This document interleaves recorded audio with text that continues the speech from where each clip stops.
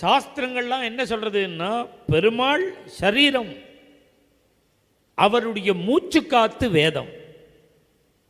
மூச்சு காத்தாகிற அந்த வேதத்தை எதிர்த்தாராம் புத்தர். வேதோக்தமான தர்மங்களை எதிர்த்தார். பகவானாயிருந்தா கூட நம்முடைய தர்மங்களை எதிர்த்துட்டா அவனை அங்கீகரிக்க மாட்டோம். அதான் இந்து தர்மம்.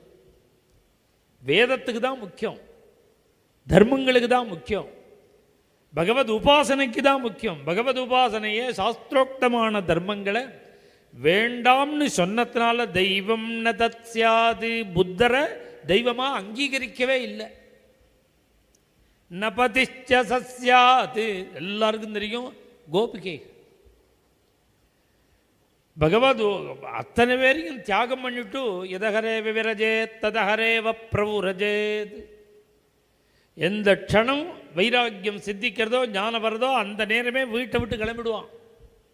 எந்த நேரம் வைராக்கியம் திருடமாயிடுத்தோ கிளம்பிடுவான். அது பகல்லையும் வரலாம், கார்த்தாலையும் வரலாம், சாயங்காலையும் வரலாம், பாதி ராத்திரி 12 மணி 2 மணிக்கு வரலாம்.